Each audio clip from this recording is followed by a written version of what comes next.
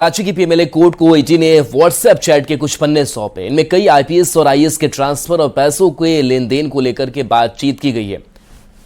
पूर्व मुख्यमंत्री हेमंत सोरेन और विनोद सिंह के बीच हुई ये व्हाट्सएप चैटिंग विनोद सिंह के मोबाइल से मिले थे। कहा जा रहा है कि ईडी के पास से व्हाट्सएप चैट के 504 पन्ने मौजूद हैं। हालांकि हेमंत सोरेन की ओर से महाधिवक्ता राजीव रंजन ने कहा कि इन व्हाट्सएप चैट का कोई इस केस में लेना देना नहीं है और ईडी को इस मामले की जांच करने का कोई अधिकार नहीं है। वहीं ईडी ने कोर्ट से कहा है कि पूछताछ में हेमंत सोरेन जांच एजेंसी को सहयोग नहीं कर रहे हैं। मामला सामने आया, ट्रांसफर पोस्टिंग का मैटर नहीं है, क्योंकि प्रेडिकेट ऑफेंस जो भानु प्रताप प्रसाद का जो केस है शेड्यूल्ड ऑफेंस का, वो सिर्फ जमीन के कागजात में हेरा फेरी के ही संबंधित है। वो ट्रांसफर पोस्टिंग का मैटर नहीं है, इसलिए उसका इन्वेस्टिगेशन ईडी नहीं कर सकता है। ये हम बार बार कह रहे हैं। और मनी लॉन्ड्रिंग का मैटर नहीं बनता है, फिर भी यह रिमांड की आवश्यकता नहीं है। फिर भी उन्होंने जबरदस्ती हमें चाहते हैं कि हम रिमांड पे रहें, ईडी के कस्टडी में रहें।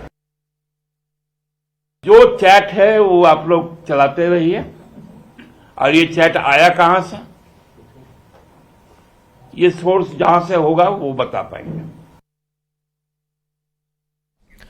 और इस पूरी खबर पर ओम प्रकाश हमारे साथ जुड़े हैं। ओम प्रकाश, 5 दिनों की अवधि जो है वो बढ़ गई है रिमांड की। अब से जो पूछताछ होगी इस दूसरे चरण की, वो पूछताछ किन किन मामलों को लेकर के की जाएगी? क्योंकि एक जो नया चैट का मामला है वो भी अब सामने आ चुका है।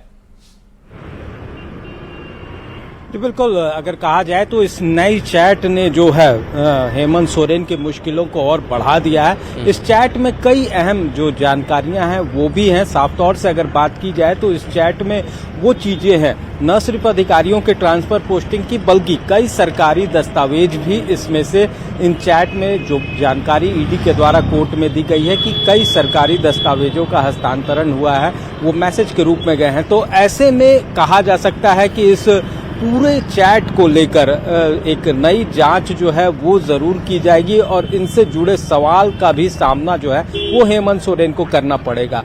तो तमाम चीजें हैं और इन चीजों को लेकर ही कहा जा सकता है कि आने वाले दिनों में मुख्यमंत्री के जो करीबी हैं विनोद सिंह, उनकी वजह से हेमंत सोरेन की मुश्किलें जो हैं वो और ज्यादा बढ़ने वाली है। वहीं दूसरी तरफ अगर बात की जाए तो भानु प्रसाद के घर से जो ट्रंक से तमाम दस्तावेज मिले थे, उन तमाम दस्तावेजों को भी निकाला गया है और इनसे जुड़े सवाल भी हेमंत सोरेन से पूछे जाने हैं, जिसमें कि न सिर्फ बड़गाई अंचल की जमीन बल्कि और भी जो जमीन है उन जमीनों को लेकर भी पूछताछ की जाएगी, क्योंकि इनका ताल्लुक जो है हेमंत सोरेन से मिलता हुआ नजर आ रहा है। तो साफ तौर से कहा जा सकता है कि चैट के साथ साथ जो संपत्ति है उन तमाम चीजों को लेकर आज से जो पूछताछ है वो नए सिरे से शुरू होगी। और इन जो चैट की बात की जाए या फिर नए सवालों की बात की जाए तो ये हेमंत सोरेन के लिए आसान नहीं होगा इन सवालों का सामना करना। साफ तौर से जो जानकारी है इस चैट में 539 पेज हैं शामिल।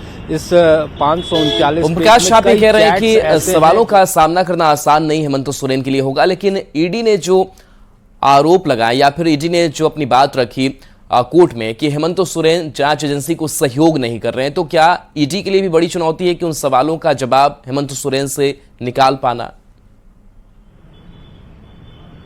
जी बिल्कुल, एक चुनौती तो है ही, क्योंकि हेमंत सोरेन जिस तरह से ईडी के द्वारा कोर्ट में बातें कही गई कि हेमंत सोरेन जो है वो पूरी तरह से कॉपरेट नहीं कर रहे हैं, काफी ज्यादा विरोध जो है वो हेमंत सोरेन के देखने से मिल रहा है। इन तमाम चीजों का जिक्र जो है वो पिटीशन में किया गया है। तो ऐसे में हेमंत सोरेन से पूछना और उन सवालों के जवाब के तह तक पहुंचना ये भी एक बड़ी चुनौती ईडी के लिए भी है, क्योंकि तमाम चीजें तो जरूर हैं, लेकिन साफ तौर से अगर कहा जाए तो इन चुनौतियों में जो अभी तक साक्ष्य मिले हैं उन साक्ष्यों के आधार पर जो पूछताछ का सिलसिला है वो किया जाएगा, क्योंकि ये तमाम जो चैट्स हैं इन चैट को लेकर भी सवाल किए जाएंगे। तो एक तरह से कहा जाए तो दस्तावेज ईडी के पास मौजूद है, सिर्फ उनसे पूछना है और इन सवालों का सामना करना हेमंत सोरेन के लिए आसान नहीं होगा। इस वजह से हम ये कह रहे हैं क्योंकि ईडी के पास तमाम कागजात हैं, दस्तावेज है और वो फोन जो डिजिटल इक्विपमेंट से जो साक्ष्य सामने आए उन वो साक्ष्य भी है। तो ऐसे में इन सवालों का सामना करना हेमंत सोरेन के लिए ज्यादा मुश्किल होगा और चुनौती के जो ईडी की चुनौती की वनस्पति। चलिए बिल्कुल ओम प्रकाश, तो पूछताछ आज से दूसरे चरण की शुरू हो जाएगी। बहुत बहुत शुक्रिया इस अपडेट के लिए, इस खबर के लिए आपका। और चलिए,